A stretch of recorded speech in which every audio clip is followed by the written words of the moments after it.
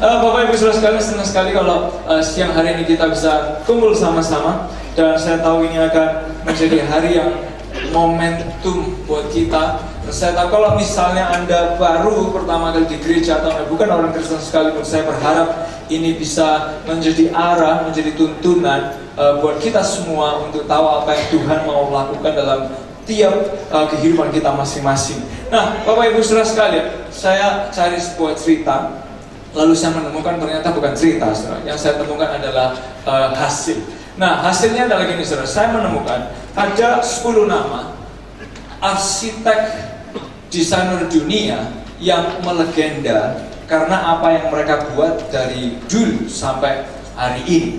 Jadi apa yang mereka desain dari arsitek-arsitek ini yang melegenda di dunia ini, apa yang mereka buat itu sampai hari ini masih dipakai oleh orang, idenya masih ditiru oleh orang, masih dipelajari oleh orang, dan apa yang mereka lakukan itu long lasting, ya. Sehingga Anda bisa melihat, oh ternyata orang-orang arsitek, desainer ini, entah itu dari interior, eksterior, mereka punya rencana dan menggambarkan sesuatu yang sangat indah dan bisa dipakai dan dipelajari hari ini. Nah, yang pertama Bapak Ibu Saudara sekalian, ada orang bernama Frank Gehry. Frank Gehry dia lahir di tahun 1929. Kalau kita berpikir bahwa platinum building, ya, bangunan-bangunan modern itu munculnya hari-hari ini atau 5 tahun terakhir, ternyata tidak, saudara. Orang bernama Frank Gehry, dia adalah orang yang bisa dibilang salah satu pioneernya dalam mendesain platinum building, dalam mendesain bangunan-bangunan yang indah, yang eksentrik, yang unik, yang artsy dan lain sebagainya. Dimulai dari salah satu orang yang cukup legendaris ini. Dan dia juga membangun Walt Disney Concert Hall di Los Angeles dan berbagai macam iconic building di kota-kota besar. Ini adalah orang bernama Frank Gehry. Yang kedua, orang bernama Frank Lloyd Wright. Dia juga orang yang cukup spektakuler karena di zamannya dia, kalau Anda membayangkan ada orang mendesain out of the box, di luar kebiasaan, di luar umumnya, salah satunya adalah orang bernama Frank Lloyd Wright. Sehingga ada banyak entah itu nama gedung, nama perumahan, dan bentuk desain yang seringkali di hari ini diadaptasi oleh orang, diadopsi dan ditiru. Munculnya juga dari seorang yang legendaris yang bernama Frank Lloyd Wright. Nah, yang berikutnya Bapak Ibu Saudara sekalian adalah orang bernama Liu Mingpei.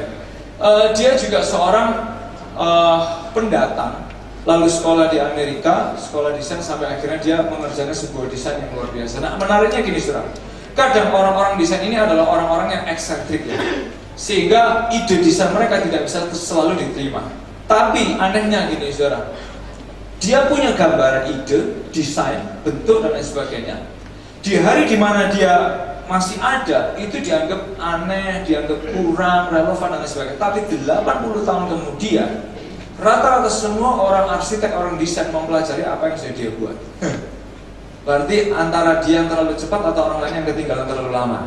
Ya kan, saudara? Tapi yang jelas apa yang dia lakukan itu mendasari bagaimana arsitek-arsitek hari ini, desainer bentuk eksterior, interior, membuat desain mereka karena ada banyak pengaruh dari orang yang bernama Liu Mingpei. Yang berikutnya, saudara, yang keempat adalah orang bernama Zaha Hadid. Dia adalah seorang wanita di tahun 2008 pertama kali perempuan arsitek desainer masuk dalam Forbes magazine, masuk sebagai orang the most powerful woman yang ke-69 di dunia. Zaha Hadid. Kalau Anda lihat desainnya yang futuristis, yang gila, yang dan lain sebagainya, entah itu di Cina, dimanapun, mereka membangun bangunan-bangunan ikonik di seluruh dunia ini. Dan Zaha Hadid adalah salah seorang yang mempelopori juga bagaimana orang itu berani keluar dari cara berpikir yang biasa untuk membangun sebuah bangunan yang sangat megah dan sangat indah sekali. Yang berikutnya, saudara, yang kelima adalah orang bernama Philip Johnson. Philip Johnson adalah orang yang menggunakan kaca. Kalau Anda lihat ada bangunan banyak kacanya, lalu menggunakan besi-besi, dan dia salah satu orang yang mencetuskan membangun bangunan dengan menggunakan kristal, kaca kristal. Philip Johnson adalah orang yang membangun Crystal Cathedral di LA. Dan waktu itu Crystal Cathedral adalah salah satu bangunan yang dikagumi orang, yang membuat orang bisa termangu dan terkagum-kagum. Wow, kok ada orang membangun bangunan gereja seindah itu, seluruhnya dari kaca kristal, dan Anda bisa melihat kemegahannya. Dan Philip Johnson yang memulai bagaimana orang membangun rumah dari kaca dan lain sebagainya. Dia yang mencetuskan ide tersebut. Yang berikutnya, Philip Johnson juga punya banyak bangunan-bangunan ikonik di dunia ini. Yang berikutnya adalah Tom Wright. Kalau Anda lihat Tom Wright, Anda pasti tahu bangunan ini di mana, betul ya? Di Dubai. Nah, dia adalah salah satu arsitek desainer muda yang satu bangunannya yang baru diakui, maksudnya di antara legendaris yang lain ya. Kalau yang lain punya 5, 6 bangunan yang ikonik dan lain sebagainya. Tapi kalau Tom Wright dia hanya punya satu. Tapi satu ini yang kalau Anda lihat di internet, Anda pergi lihat foto Dubai, pasti ini yang muncul. Betul saudara ya? Karena Tom Wright dia membangun salah satu gedung dengan fasilitas yang paling tinggi di tempat itu. Katanya ada helipad tertinggi di Dubai, ada juga lapangan tenis tertinggi, kalau nggak salah di dunia, itu dia bangun di atas gedung ini, saudara. Nah, ini Tom Wright. Yang berikutnya adalah Ludwig van der Rohe. Dia adalah orang yang, kalau hari ini saudara pasti sering dengar istilah gini, saya maunya yang minimalis ya. Nah, ini saudara, pelopornya adalah orang bernama Ludwig van der Rohe. Dari interior minimalis itu dia yang pertama kali mempelopori. Lalu dia bisa dikatakan sangat pertama. Lalu eksterior minimalis itu dia juga yang mempelopori. Lalu kalau Anda lihat kursi ada yang aneh-aneh yang bentuknya, tapi kalau dia semuanya dibuat serba minimalis. Nah, sehingga ada istilah less is more. Idenya itu banyak dari dia, karena orang yang mempelopori ide desain minimalis adalah Ludwig van der Rohe. Dan selanjutnya adalah Renzo Piano. Dia adalah salah seorang yang membangun gedung paling tinggi di London. Dan dia sudah punya bayangan. London nggak punya banyak gedung tinggi, tapi orang ini sudah membayangkan, sehingga dari awal dia menciptakan gedung tersebut dengan tujuan. Dan kota London juga jadi indah, jadi unik karena salah satu bentuk bangunan yang dia punya di sana. Dan selanjutnya ada orang bernama Jean Nouveau dan ada orang bernama Moshe Safdie. Mereka terkenal di area masing-masing, di negaranya masing-masing dengan keunikan desainnya masing-masing. Nah, Bapak Ibu Saudara sekalian, setiap arsitek desainer mereka membayangkan sesuatu dan mereka menggambarkan sesuatu karena mereka tahu tujuan dari bangunan yang mereka bangun. Setiap pembangun, desainer pasti tahu tujuan gedung yang dia bangun. Dan dia juga punya rencana supaya building ini bisa didesain to last forever, dengan jangka yang panjang. Dan sampai hari ini idenya itu masih sering kali diambil, dipakai, diambil dan lain sebagainya. Nah, berbicara tentang membangun, tentang desain dan lain sebagainya, Tuhan adalah Tuhan yang menciptakan kita. Dia bukan hanya desain kita, tapi Tuhan juga gini saudara, Tuhan juga menyelamatkan kita. Lebih dari menyelamatkan, dia memberi kepada kita harapan dalam kehidupan. Tapi lebih dari menciptakan, diselamatkan, lalu dikasih harapan, Tuhan ingin ini membangun kehidupan setiap kita. He wants to build a better us. Dia ingin membangun saudara dan saya. Nah, oleh sebab itu pertanyaan gini, kenapa sih kok Tuhan mau repot-repotnya membangun kita, saudara? Siapa kita ini sampai kita diselamatkan aja udah ucapan syukur, betul saudara? Tapi kok sampai Tuhan yang maha besar, dia bukan hanya menyelamatkan kita, tapi dia ingin building a better us, membangun kita jadi lebih baik lagi. Kenapa? Karena kalau hanya untuk menyelamatkan itu sangat mudah sekali. Tapi Tuhan tahu tantangannya membangun saya, membangun Anda, itu bukan sesuatu hal yang sangat mudah, betul saudara? Tuhan mampu lakukan, tapi seringkali ada resistance dari kita. Nah, tapi Tuhan yang maha besar, dia rela dan dia punya rencana untuk membangun kita yang lebih baik. Dan Anda tanya, kenapa ya? Kok orang yang kita mau dibangun oleh Tuhan jadi lebih baik lagi? Because God loves us. Karena Tuhan cinta kita. Dan God is a builder. Dan Tuhan adalah Tuhan yang membangun. Oleh sebab itu, semua orang yang dekat dengan Tuhan, dia akan dibangun oleh Tuhan menjadi orang yang lebih baik lagi. Nah, sehingga membuat kita semua menyadari bahwa kalau kita memasuki tahun 2015, jangan kita memasuki hanya karena kita sedang memasuki tahun 2015. Tapi saya ingin semua kita gini saudara, kalau Anda tahu bahwa God loves us dan dia membangun kehidupan kita, Anda harus sadar bahwa kita harus masuk 2015 itu dengan percaya dan dengan yakin. Bukan dengan biasa-biasa. Jangan masuk ke 2015 dengan kita yang dulu, dengan Elisa yang dulu, dengan Anda yang dulu. Karena Anda hanya akan memainkan drama-drama yang sama seperti tahun lalu, seperti tahun-tahun sebelumnya. Dan kalau itu kita, kalau Anda memasuki 2015 tanpa keyakinan dan percaya bahwa we will be better, maka Anda hanya akan memasuki tahun tersebut bukan sebagai satu season yang baru, tapi kita hanya sedang ganti tanggalan. Betul saya? Ganti tanggalan. Karena Anda tetap sama, playing the same old drama dalam hidup saudara. Nah, oleh sebab itu ada sebuah ayat yang sangat powerful yang saya ingin Anda baca. Ibrani pasal yang ke-11 ayat yang ke-40. Ibrani pasal yang ke-11 ayat yang ke-40. Ibrani pasal yang ke-11 ayat yang ke-40. Saya berdoa ini ayat bisa merema dan menjadi sesuatu yang Anda renungkan, yang Anda pikirkan baik-baik dalam kehidupan kita. Ibrani 11 ayat yang ke-40. Mari kita baca bersama. Anda bisa ikuti di layar. 2, 3. Sebab Allah telah menyediakan sesuatu yang lebih baik bagi kita. Mari kita ucapkan bersama. 2, 3 sekali lagi. Sebab Allah telah menyediakan sesuatu yang lebih baik bagi kita. Kalau Anda membaca ceritanya, Anda akan tahu bahwa ini bicara tentang konteks seluruh area kehidupan kita. Dan Tuhan berkata bahwa Allah menyediakan sesuatu yang lebih baik. Lebih baik itu adalah something better for us. Nah, dalam Amplified Bible-nya, bahasa terjemahan Amplified Bible, bahasa Inggris dia bilang gini, perhatikan ini saudara, ini mind blowing buat saudara dan saya. Perhatikan kata-katanya. Because God had us in mind. Tuhan itu memikirkan kita di pikirannya, and had something better and greater in view for us. Jadi Tuhan itu memikirkan kita, dan waktu Dia memikirkan kita, Dia sudah merencanakan, Dia sudah membayangkan sesuatu yang lebih baik, yang lebih luar biasa lagi untuk kehidupan kita. Jadi kalau Tuhan melihat kehidupan saya, Tuhan melihat saudara, langsung Dia sudah membayangkan ini adalah sesuatu yang baik, sesuatu yang indah, sebuah hal yang sangat luar biasa sedang Dia sediakan buat saudara dan saya.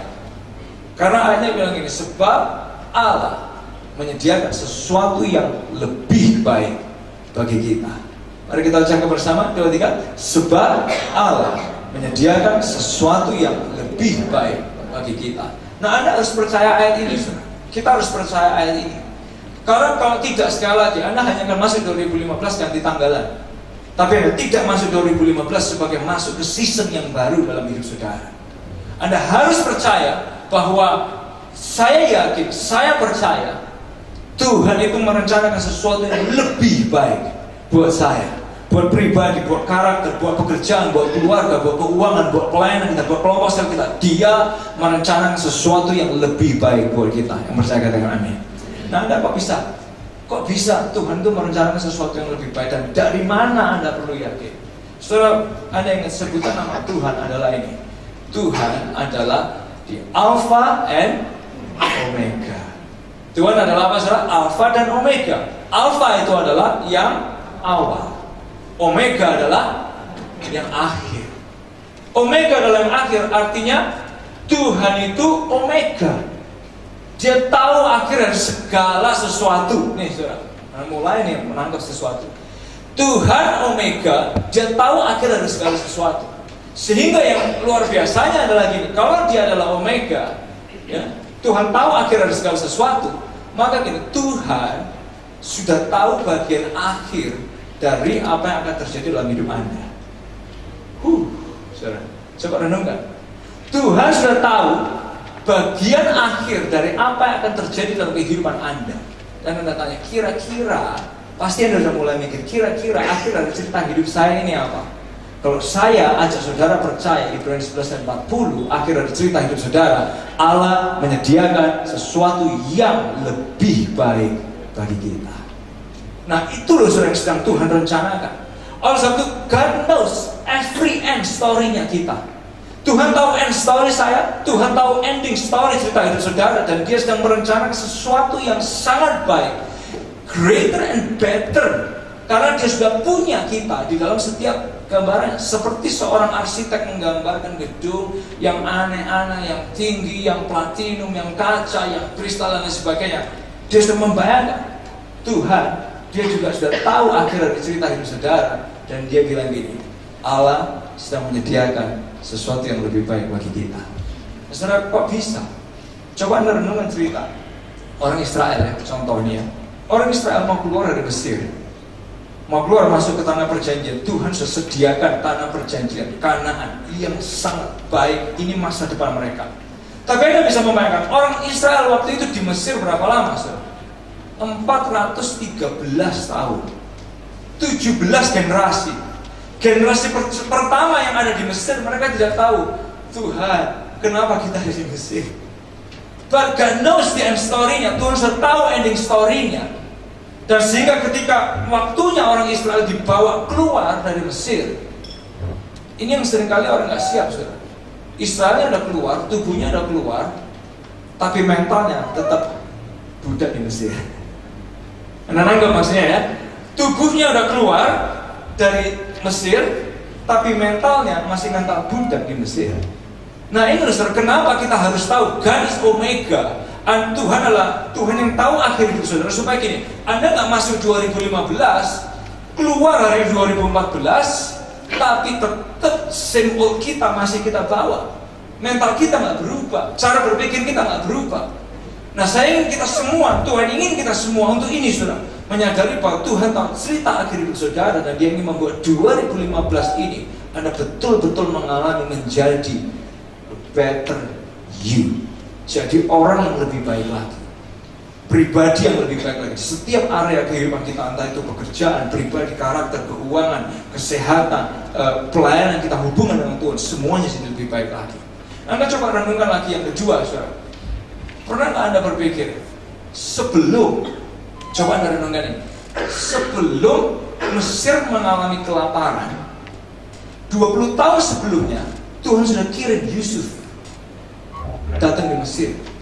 Oh saudara, kalau orang baca ceritanya Yusuf, orang akan nanya, Tuhan kok gini, Tuhan kok nggak adil, Tuhan kok jahat, hidupnya Yusuf kok nggak enak. Yusuf itu hidupnya udah jelek, makin jelek, lebih jelek. Tapi in the end, Tuhan bawa dia lebih baik daripada semuanya yang lainnya. Karena Tuhan sudah tahu ending ceritanya Yusuf. Hanya masalahnya gini, sebelum orang tahu bahwa 20 tahun kemudian akan ada kelaparan hebat, orang nggak tahu, Tuhan sudah siapkan dulu Yusuf untuk tinggal di Mesir. Karena apa saudara? Tuhan tahu ending story dari setiap kita. Tuhan tahu bagian akhir cerita kehidupan kita. Dan dia janji, Allah menyediakan sesuatu yang lebih baik. Oleh sebab itu di tahun ini kalau Tuhan mau ajak Anda, come on, let's build a better us. Bangunlah diri kita jadi lebih baik. Because God has plan. Karena Tuhan punya rencana, dia mau jadikan kita bagian dari ending ceritanya yang luar biasa tersebut. Saudara mau tahu, kalau kita secara umum ya, kita semua, kalau di dunia kita, semua orang kan gini, oh habis gini musim kemarau, ya musim panas. Berarti Anda harus mikir, kalau musim panas jualan apa? Jualan es krim, jual baju kutungan, jual sandal jepit, jual apalagi saudara, ikat rambut, jual makanan dingin-dingin. Habis ada Taiwanese dessert, Korean dessert, Japanese dessert, Surabaya dessert, dan lain sebagainya. Anda sudah merencanakan. Karena you see the demand, you create the supply.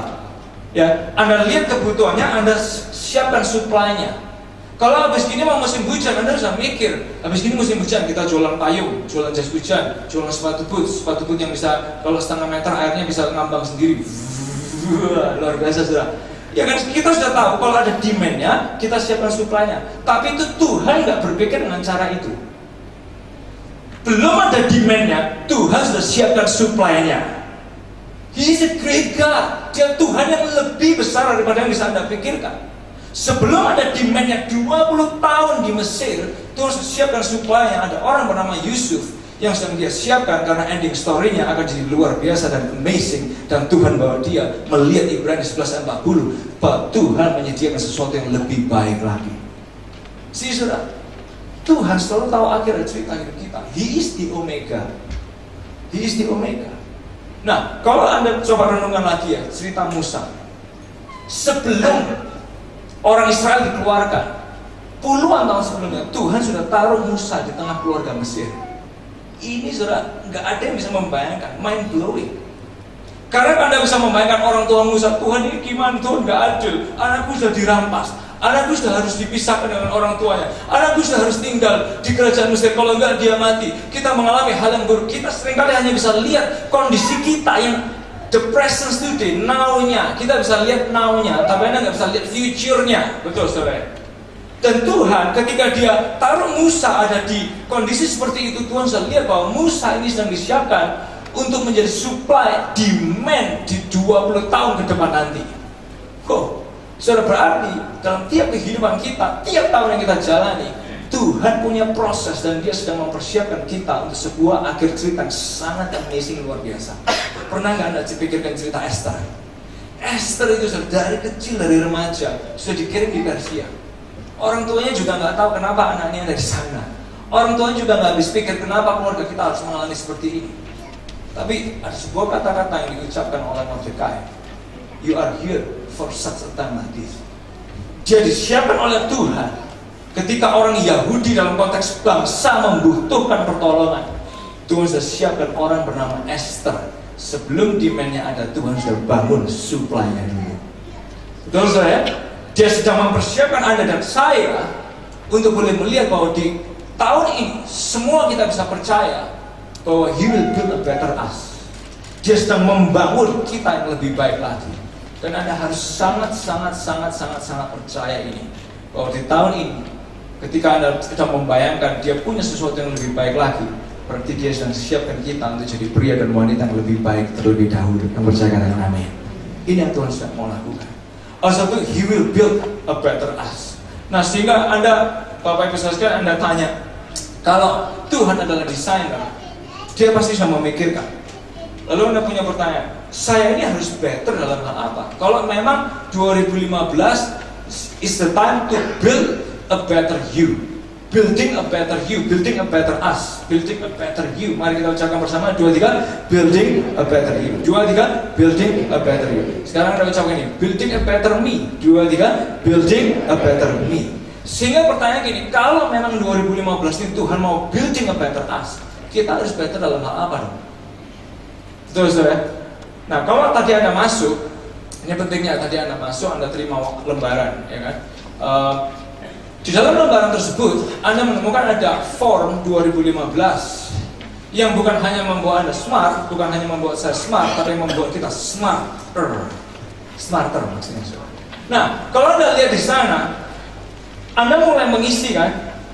Ada pembacaan ayat setahun, ada warta komsel yang kita bahas hari ini supaya ini betul-betul jadi pegangan buat saudara. Nah, di 2015 form Anda akan mengisi, saya mau jadi apa? Saya mau lihat apa? Ada banyak list yang bisa Anda buat. Serius, saudara. Anda bisa isi dari 1 sampai 10 atau 1 sampai 100 atau 1 sampai 1000 Anda bisa. Sehingga pertanyaan gini, kalau kita ini harus jadi better dalam apa? Beberapa saudara bilang, saya punya rencana 2015. Turun berat badan 15 kilo. Kurangi makan lemak, kurangi babi, jangan banyak kambing tapi saudara ya. Kurangi gula. Anda yang lain bilang kurangin nikotin, kurangin santai-santai, harus banyak olahraga. Atau Anda bilang saya di 2015 mau beli barang ini, di 2015 saya harus punya deposito sekian. Semua boleh, saudara, karena Anda harus catat di form 2015 saudara. Nah, sehingga pertanyaannya gini, Tuhan, kalau semua ini udah banyak, nanti gimana kita ngingetnya? Betul nggak, saudara? Kalau nulisnya aja kita udah banyak, baru nulis 1 sampai di 20 kita udah lupa. Terus gimana cara ngingetnya? Saudara, untuk bisa tahu apa yang akan Tuhan kerjakan di saudara, Anda hanya perlu menjadi lebih baik dalam 3 area yang akan mencakup semua area hidup saudara. Kalau Anda lebih baik dalam 3 area berikut ini, Anda akan jadi lebih baik dalam semua area pribadi, karakter, pertumbuhan kita yang lainnya. Karena gini, saudara, Anda pasti tanya dong, kenapa ya saya diciptakan Tuhan di dunia ini? Kenapa saya dikasih kelemahan? Kenapa saya dikasih kekurangan? Kenapa kok saya dilahirkan di keluarga yang seperti ini? Kenapa saya dikasih profesi seperti ini? Kenapa saya dikasih talenta seperti yang saya punya? Kenapa saya dikaruniai yang saya punya? Dan lain sebagainya. Sehingga membuat Anda mulai mengarah nih, kalau saya bisa better, lebih baik dalam beberapa area yang mencakup semuanya, kenapa enggak? Betul, saudara. Karena kalau Anda bisa jadi lebih baik dalam 3 area ini, dijamin Anda akan lihat semua area saudara akan mengalami pertumbuhan yang luar biasa. Sehingga pertanyaannya, kalau kita mau jadi better, kita mau lebih baik lagi di tahun ini, kita perlu better dalam hal apa? Yang pertama, saudara, yang kedua dan yang ketiga adalah ini. Lebih baik dalam mengasihi Tuhan dengan segenap hati, mengasihi sesama dengan sungguh-sungguh, dan berdampak di marketplace. 3 hal ini akan menolong saudara jadi lebih baik di semua area kehidupan saudara. Mari kita ucapkan bersama 2, 3. Mengasihi Tuhan dengan segenap hati, mengasihi sesama dengan sungguh-sungguh, berdampak di marketplace. Ini yang kita harus jadi lebih baik. You will be better dalam 3 hal ini, semua area saudara akan berkembang. Sekali lagi kita ucapkan bersama 2, 3. Mengasihi Tuhan dengan segenap hati, mengasihi sesama dengan sungguh-sungguh, dan berdampak di marketplace. Nah, saudara, yang pertama, mengasihi Tuhan dengan segenap hati. Kenapa kok ini jadi salah satu hal yang harus Anda jadi lebih baik? Kenapa, saudara? Kalau Anda mau tahu, coba Anda buka dalam Ulangan pasal 6 ayat yang keempat dan ayat yang kelima. Ulangan 6 ayat yang keempat dan ayat yang kelima. Dan kalau Anda mau tahu, Ulangan itu ditulis di ribuan tahun sebelum Yesus datang ke dalam dunia. Anda akan lihat patternnya Tuhan membangun seseorang. Dia punya desain dalam kehidupan orang, supaya orang tersebut mengalami pertumbuhan secara maksimal di semua area. Nah, dari sejak Tuhan pilih Israel, ada satu kata yang sampai di perjanjian baru tidak akan pernah lepas, adalah ini. Ulangan 6 ayat yang keempat dan ayat yang kelima. Ayatnya berkata seperti ini. Kasihilah Tuhan Allahmu dengan segenap hatimu, dengan segenap jiwamu, dan dengan segenap akal budimu. Ini ribuan tahun. Setelah ribuan tahun lagi berjalan, di Markus 12 ayat yang ke-30 muncul lagi, saudara. Markus 12 ayat yang ke-30, di situ Tuhan Yesus menjelaskan. Ada orang tanya gini sama Tuhan, ada banyak hukum. Ada banyak hukum dan perintah Tuhan di Alkitab. Orang tanya gini, yang paling utama yang mana Tuhan? Wah, yang paling utama yang mana, saudara, kalau ada banyak hukum? Yesus jawabnya dengan simpel, dia bilang, mau tahu yang paling utama? Yang juga mewakili semua hukum yang lain, dia bilang. Kasihilah Tuhan Allahmu dengan segenap hati, segenap jiwa, dan dengan segenap akal budi. Membawa kita untuk ini, saudara. Berarti kalau Tuhan dari dulu sampai sekarang dia sudah tahu desain yang mau dia buat. Jadi dari awal Tuhan sudah sedang membangun ini, saudara, a better people. Caranya gimana? Untuk membangun better people, dia kasih sebuah hal yang sangat gampang, yang sangat simpel. Dia bilang, nggak usah bingung dengan peraturan yang lainnya. Dari Kejadian sampai Wahyu ada banyak peraturan. Jangan bingung, saudara. Tapi cuma satu Tuhan bilang, ini yang terutama, yang mewakili semuanya. Kasihilah Tuhan Allahmu dengan segenap hatimu. Membawa kita untuk masuk di tahun ini menjadi ini, saudara. To be better in what? Better in loving God. Mengasihi Tuhan dengan segenap hati. Aplikasinya gimana dong Elisa mengasihi Tuhan dengan segenap hati? Doa, saudara. Saat teduh, baca Alkitab, baca renungan, rajin ibadah, penyembahan, hal-hal yang simple. Dan Anda tanya gini, kenapa? Kenapa saya ini disuruh mengasihi Tuhan? Anda tanya, kenapa saya harus? Why do I have to love God? Kenapa saya harus mengasihi Tuhan? Anda akan mulai berpikir, kenapa ya saya harus mengasihi Tuhan? Karena gini, dan lain sebagainya. Cuma satu jawabannya, karena apa saudara Anda harus mengasihi Tuhan? Karena Tuhan sudah terlebih dahulu mengasihi kita. Percaya katakan amin. Tuhan sudah terlebih dahulu mengasihi kita. Sekarang pertanyaan berikutnya, pasti Anda tanya lagi, emangnya kalau saya mengasihi Tuhan memang bisa lebih baik? Untungnya buat saya ini apa? Pasti kan Anda tanya, untungnya ini loh buat saya ini mengasihi Tuhan itu apa? Saudara, kalau ada satu jawaban yang sangat konsisten yang Tuhan ucapkan dari dulu sampai sekarang, berarti satu jawaban ini Tuhan tahu, this is the key untuk membuat kita bisa bertumbuh di semua area. Dan Tuhan bilang, kasih Tuhan dengan segenap hati. Oh, berarti keuntungannya apa? Waktu Anda belajar mengasihi Tuhan, setiap area kehidupan saudara akan bertumbuh jadi lebih baik lagi. Itu sudah. Yang kedua, kita mau better, building a better us. Kita harus better dalam hal apa? Yang kedua, better dalam ini, mengasihi sesama dengan sungguh-sungguh.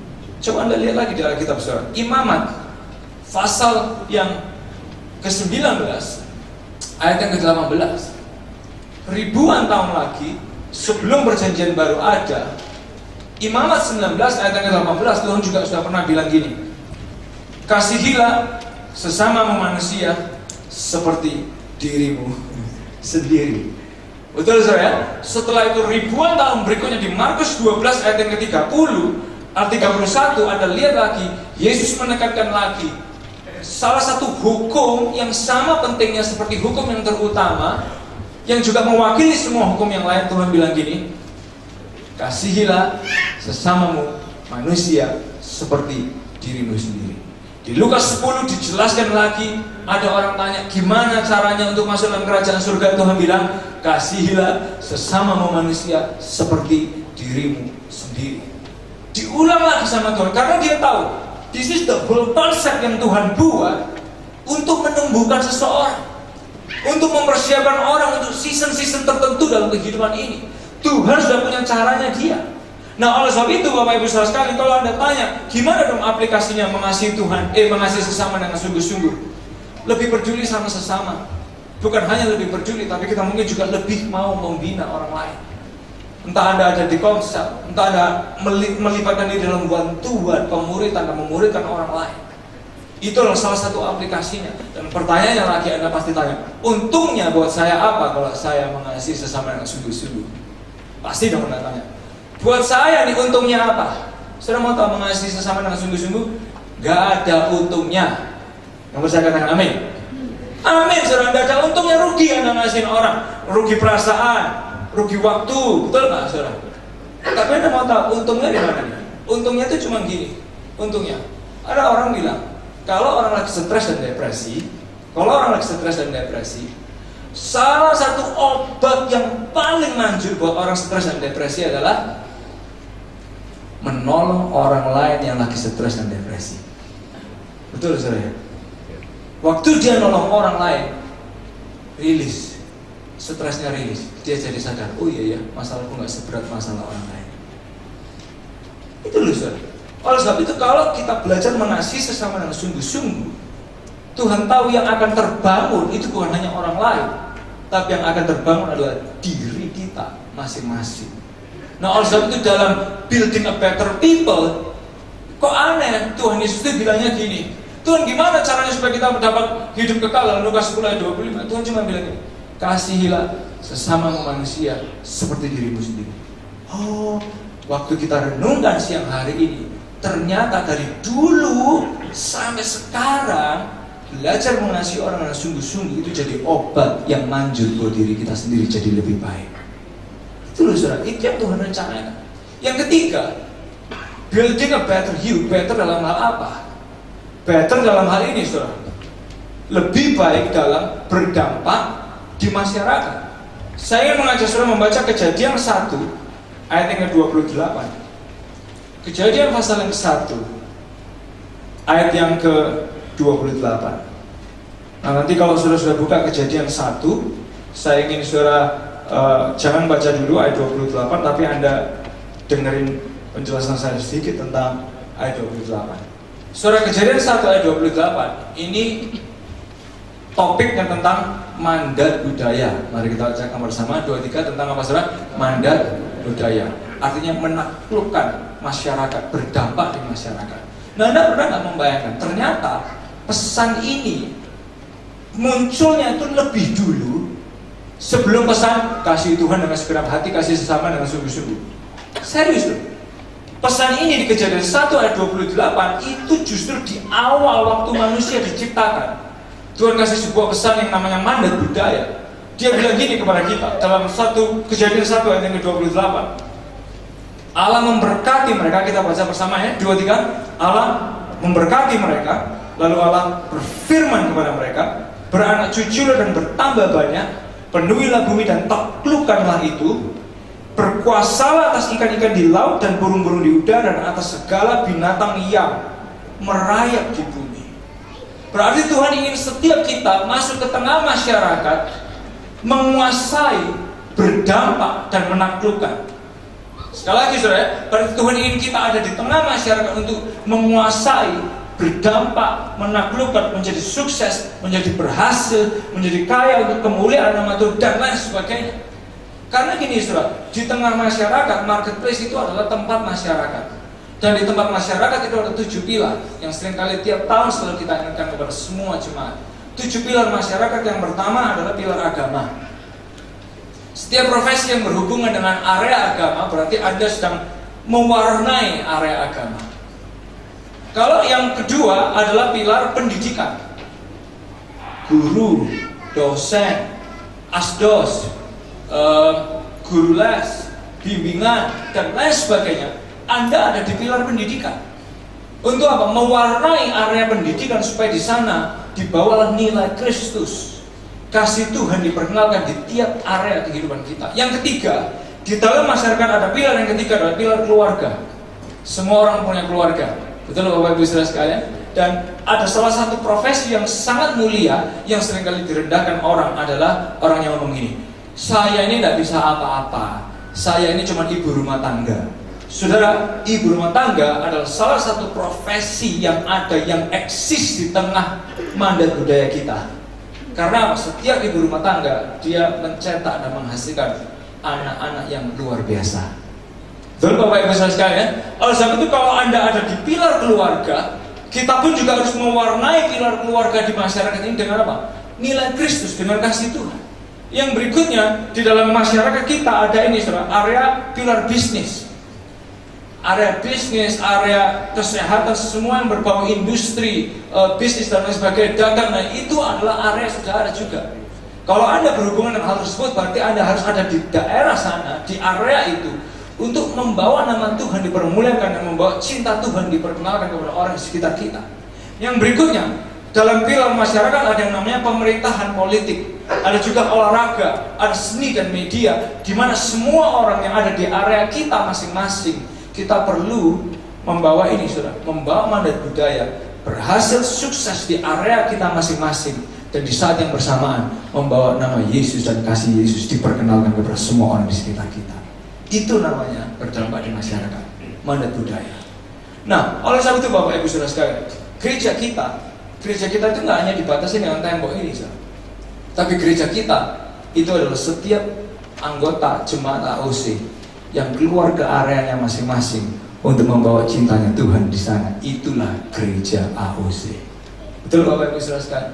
Bukan hanya sekedar tembok, tapi orang-orang keluar membawa nilai Tuhan. Dan kalau Anda renungkan Alkitab kita, saudara, Alkitab saudara dari Kejadian sampai Wahyu, Alkitab kita itu menarik, saudara. Isinya bukan orang yang sempurna, tapi isinya yang menulis sekalipun adalah orang-orang yang berdampak di areanya masing-masing. Hamba Tuhan yang sukses, nabi yang sukses, political leaders yang sukses, business leaders yang sukses di areanya masing-masing itu ada di dalam Alkitab kita, yang mengisi Alkitab kita. Sehingga kalau Anda baca Alkitab, tidak mungkin Anda baca Alkitab dituntun oleh Alkitab Anda jadi gagal, Anda jadi orang yang susah. Tidak mungkin.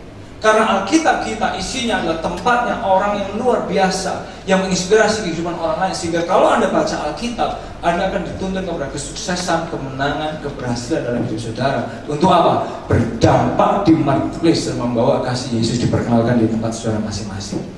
Itu saudara. Dan 3 hal ini kita harus jadi lebih baik tahun ini.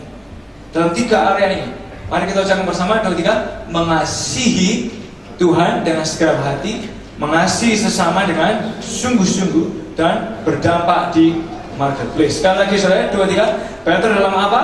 Mengasihi Tuhan dengan segenap hati, mengasihi sesama dengan sungguh-sungguh, dan berdampak di marketplace. Ketiganya saling berhubungan. Saudara, ada orang yang bernama Andrew Krauts. Dia tuh baru meninggal, usia 70 berapa gitu, baru saja meninggal. Nah, orang ini saudara dipakai Tuhan itu luar biasa.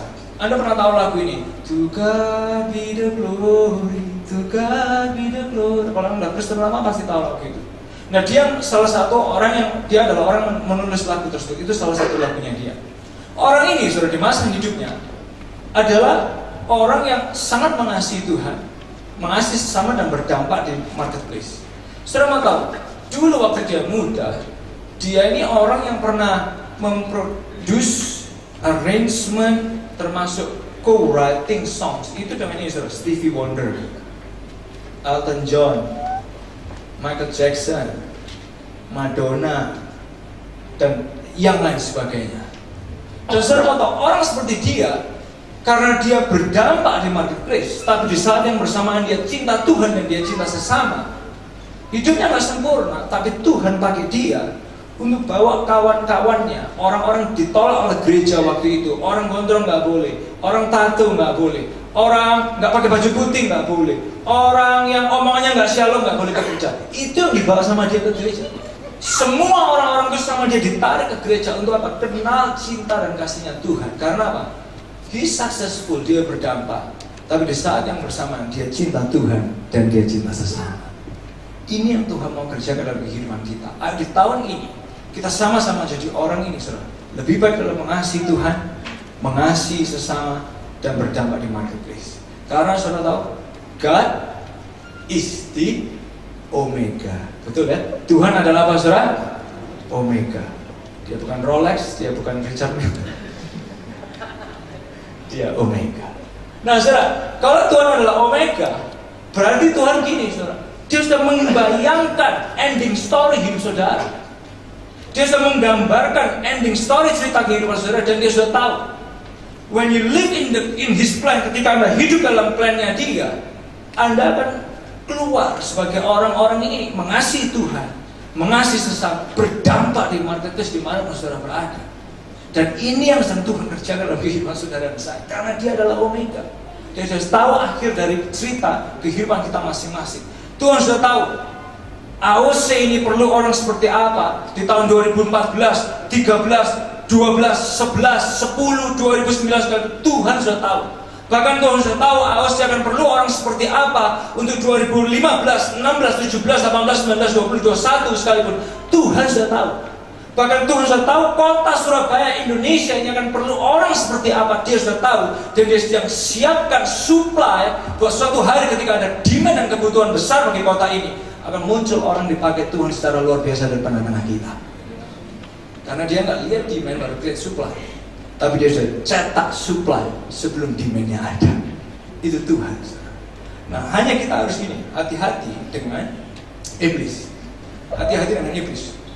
Karena iblis itu ingin merusak mental saudara, kesadaran Anda, perjalanan Anda, dan kehidupan saudara. Yang pertama, iblis itu ingin gini saudara. Iblis ingin membuat Anda kolaps. Kita sedikit lebih lama saudara, supaya Anda makin menangkap akan Tuhan mau kerjakan dalam hidup kita. Yang pertama, iblis ingin membuat kita kolaps. Ya, mari kita ucapkan bersama, 2, 3. Iblis ingin kolaps. Ya, mari sekali lagi, 2, 3. Iblis ingin kita kolaps. Anda mau tahu saudara, dulu ya, orang Israel kalau kerja di Mesir, Anda perhatikan ya, orang Israel kalau kerja di Mesir itu kerjanya apa? 413 tahun itu kerja, salah satunya membangun, jadi budak, jadi kuli bangunan. Lalu mereka disuruh bangun, buat bata, cetak bata sendiri, karena negeri dia nggak mau ekspor kan, supaya penghasilan dalam negeri, cinta dalam produk sendiri saudara makin berkembang. Orang Israel ini disuruh buat batu bata, cetak dalam negeri. Nah, saudara mau tahu, kalau dia cetak batu bata, sama mesti dikasih bahan dasarnya, itu jerami. Nah, di momen Musa bilang gini sama Israel, sama Firaun, biarlah izinkan kami, orang Israel, keluar menyembah Tuhan. Marah Firaun. Dia tahu bahwa orang Israel mau moving on kan, mau keluar. Dia marah. Saudara tahu yang dia lakukan adalah gini. Suplai bahan dasar batu bata dalam bentuk jerami diberhentikan, tapi target batu bata yang jadi ditinggikan. Anda bisa membayangkan, suplainya sudah tidak ada, disuruh cari sendiri, suruh buat sendiri, tapi target batu batanya ditambah. Sama halnya dengan cara iblis dalam hidup saudara dan saya. Saudara mau tahu, dia rusak dulu sumbernya. Dia rusak dulu sumbernya, dia ambil dulu sumbernya. Sumber saudara apa? Iman, harapan, sukacita, keyakinan di dalam Tuhan. Dia rusak dulu sumbernya. Dia ambil semua sumbernya. Ketika Anda mau masuk 2015, Anda dibuat masuk 2015 tanpa iman, mau membangun keluarga yang lebih baik tanpa iman, dia sudah rusak sumbernya dulu. Mau bangun pekerjaan tanpa harapan, mau bangun hidup tanpa sukacita, dia sudah rusak sumbernya dulu. Supaya apa? Ketika Anda keluar dari kondisi kolaps. Anda keluar dari 2014, iblis ingin Anda dalam kondisi kolaps, sehingga di 2015 you don't have sources, Anda nggak punya sumber dalam hidup saudara. Oleh sebab itu perhatikan iblis, hati-hati saudara. Karena kalau sudah Anda nggak punya iman, Anda nggak punya harapan, iblis akan bilang, kamu kurang iman, kamu kurang harapan, kamu kurang sukacita. Loh, kamu yang ngambil kok, betul nggak saudara? Dia mau curi sumber saudara. Karena apa? Iman, harapan, sukacita, keyakinan itu yang membuat Anda kokoh dan akan melihat kemenangan yang luar biasa dalam hidup saudara. Tapi hati-hati, iblis mau curi, dia mau kolapskan saudara. Yang kedua, iblis dia akan kirim gangguan dan pengalih perhatian. Hati-hati dengan iblis saudara ya. God wants to build a better you, tapi iblis ingin rusak kehidupan saudara. Yang kedua, iblis akan kirim gangguan dan pengalih perhatian. Waktu orang Israel mau keluar dari Mesir, Firaun tahu tidak mungkin bisa menahan orang Israel keluar. Tapi yang dia bisa lakukan adalah kirim gangguan. Serius, dia tahu dia tidak bisa menahan orang Mesir, tapi yang dia bisa lakukan adalah dia kirim gangguan. Sama halnya, iblis tidak bisa tahan Anda untuk lebih baik lagi dalam 2015, tapi dia akan kirim gangguan. Saudara mau tahu waktu orang Israel mau keluar dari Mesir, Firaun bilang ini, oke, bapak-bapak keluar, istri dan anak tinggal. Bapak-bapaknya keluar dari Mesir, istri dan anaknya tinggal. Dia sudah tahu kalau bapaknya keluar, istri dan anaknya tinggal, noleh belakang terus. Istri anakku loh ketinggalan kok. Musa pinter, dia bilang, enggak. Satu keluar, semua keluar. Prinsip saudara ya, ini dalam hidup kita. Pekerjaan, gereja, keluarga juga.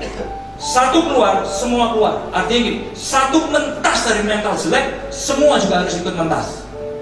Kalau enggak, gandolan, rusak. Nah saudara, Firaun pinter, dilawan sama Musa. Musa bilang, oh nggak bisa. Kalau bapaknya keluar, istri sama anaknya harus ikut. Nggak mau tinggal di Mesir, harus ikut menuju visi yang lebih besar. Terus Firaun bilang, oke, kalau gitu, ternak, harta, tinggal di Mesir. Musa nggak terima, saudara, dia bilang nggak bisa, semuanya ikut berangkat. Karena apa, saudara? Iblis tahu dia nggak bisa tahan Anda dan saya jadi untuk nggak jadi lebih baik. Tapi kalau dia kirim gangguan, otomatis Anda nggak jadi lebih baik. Jangan sampai kita, saya dan saudara jadi orang ini 2 langkah ke depan, 1 langkah mundur, 2 langkah ke depan, 2 langkah mundur. Jangan, saudara. Itu iblis yang mau kerjakan dalam hidup kita. Dia akan kirim gangguan dan pengalih perhatian. Kalau Anda maju betul. Anda maju dan kita terus bersama-sama maju bersama. Yang ketiga, saudara, hati-hati dengan iblis ini. Iblis tidak ingin Anda tinggalkan masa lalu membawa sesuatu yang berharga. Iblis nggak mau Anda bawa sesuatu yang berharga. Yang ketiga, dia ingin kita tinggalkan masa lalu dengan tangan kosong. Saudara, saya ingin Anda buka Alkitab dalam Kejadian. Saudara, dalam Keluaran 12 ayat 35 dan ayat 36. Hari ini kita akan sedikit lebih panjang dari biasanya. Bisa berdoa Anda betul-betul menangkapkan sesuatu pesan firman Tuhan buat kita untuk jadi lebih baik di tahun 2015. God wants to build a better you. Keluaran 12 ayat 35 sampai 36. Kalau Anda sudah dapat, saya ingin Anda baca bersama dengan saya. 2-3. Orang Israel melakukan juga seperti kata Musa. Mereka meminta dari orang Mesir barang-barang emas dan perak serta kain-kain. Dan Tuhan membuat orang Mesir bermurah hati terhadap bangsa itu sehingga memenuhi permintaan mereka. Demikianlah mereka merampasi orang Mesir itu. Firaun kan gak pernah mikirkan hal ini. Betul saudara? Tuhan yang bilang sama Musa, Musa suruh orang Israel disuruh minta, Pak, minta emasnya dong. Kayak dipelet saudara, langsung dikasih. Kok cuma segini? Semuanya kasih semuanya. Kok cuma segini? Saya tahu ada lagi. Dikasih semuanya, saudara. Semuanya dikasihkan. Kok bisa? Tuhan membuat hati mereka lembek.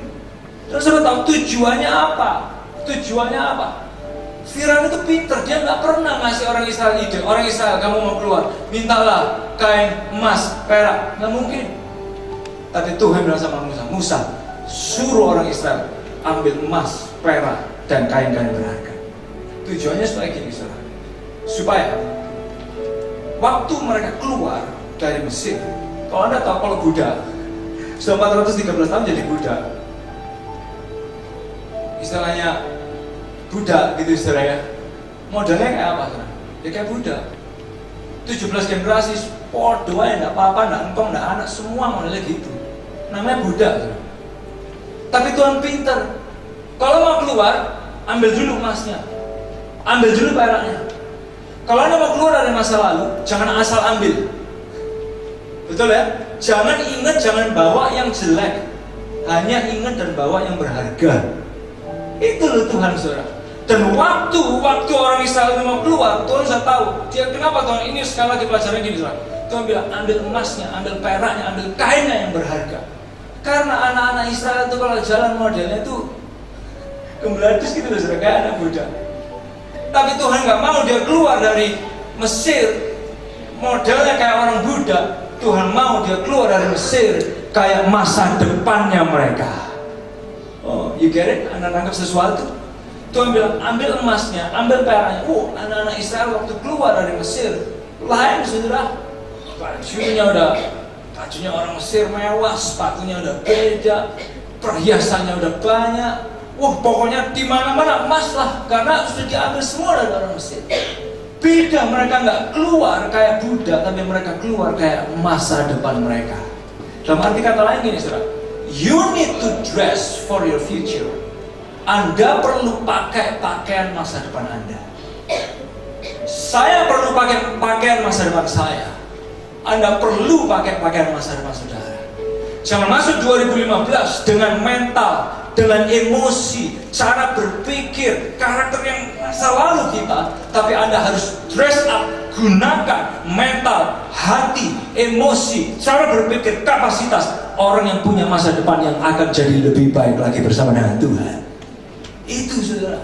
Nah oleh sebab itu, pernah nggak Anda mau pergi ke pesta, terus Anda tahu pestanya bakal malam, ya kan? Wah, pestanya bakal malam mulainya. Udah kita pergi makan dulu. Yang pria, suami pakai tuxedo, bow tie, sepatu pantofel kilap, saudara. Istrinya pakai baju gaun yang panjang, rapi, perhiasan rambut, perhiasan tangan dan lain sebagainya, make up dan lain sebagainya. Terus kita mau makan mana nih?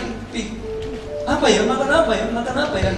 Di pesta ya? Ya tapi pesta kan jam 8, makannya malam telat gini. Yaudah, makan apa ya? Kita pergi itu ayo, sop kaki sapi Pak Pri yuk. Luar biasa. Anda sampai di sop kaki sapi Pak Pri, orang langsung lihat. Aji engkau ya kira, ngedit aja nanti nih kok.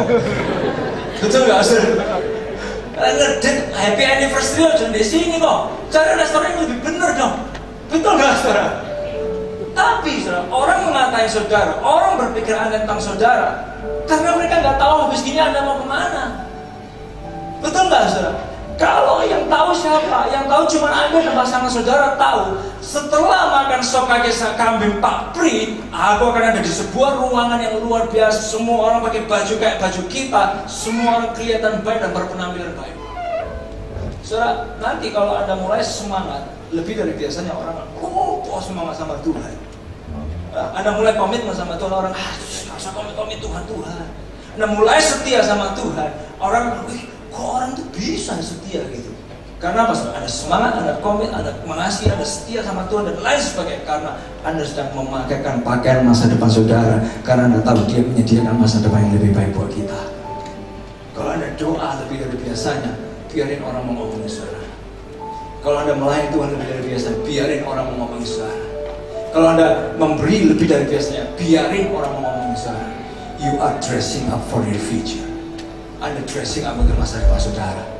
Saya hanya ingin tantang kita semua. Tahun 2015, Tuhan sedang menyediakan sesuatu yang lebih baik buat kita. Yang percaya katakan amin. Yang percaya katakan amin. Saudara lihat orang kanan kiri. Nih, Tuhan sediakan sesuatu yang lebih baik buat saya. Kedip-kedip sama istrinya, saudara. Nah itu tandanya dia minta apa, saudara? Kita nggak tahu. Saudara, Tuhan sedang sediakan sesuatu yang lebih baik buat kita. Sedang sediakan sesuatu yang lebih baik buat kita. Maksudnya jangan takut. Dress up for your future. Pakai pakaian untuk masa depan saudara. Amin. Gunakan mental masa depan, cara berpikir masa depan, emosi masa depan, kapasitas masa depan, semangat masa depan. Karena Tuhan menyediakan masa depan yang lebih baik buat kita. Beri tepuk tangan luar biasa bagi Yesus kita. Mari kita bangkit berdiri bersama-sama. Mari kita bangkit berdiri bersama-sama. Ku akan menang bersamamu. Kemenangan telah Dia sediakan. Kemenangan di tangan kami. Katakan Tuhan Yesus di pihakku. Tuhan Yesus di pihakku. Ku akan menang bersamamu. Mari tangan kedua belah tangan kita ke hadapan Tuhan. Yes God, thank you God. Kemenangan telah Dia sediakan. Kemenangan di tangan kami. Tuhan Yesus di pihakku. Nama mata dipejamkan. Terima dalam hati saudara dengan percaya 2015 saya akan jadi lebih baik. Mari tirukan kata-kata saya 2, 3. Saya akan jadi lebih baik. 2, 3. Saya akan jadi lebih baik. Sekali lagi 2, 3. Saya akan jadi lebih baik. Anda akan jadi lebih baik dalam mengasihi Tuhan, mengasihi sesama, dan berdamai di marketplace. Saya juga berdoa ketika kita melihat building a better you, tahun 2015 ini akan ada karunia membangun buat banyak dari kita. Beberapa Anda sedang membangun diri Anda akan lihat hasil luar biasa. Beberapa Anda sedang bangun keluarga, Anda akan lihat hasil luar biasa. Beberapa Anda sedang bangun pekerjaan keuangan, Anda akan lihat hasilnya. Beberapa Anda sedang bersama dengan kita membangun gereja Tuhan, membangun kelompok, membangun kehidupan, membangun jiwa. Oleh sebab itu di 2017 kita masih terus percaya dan akan menatap ke sana bersama dengan saudara, bahwa kita akan melihat 5.000 jemaat, 400 kelompok sel dalam nama Yesus digenapi bagi AOC. Kenapa 5.000? Kenapa 400 kelompok sel ya Tuhan?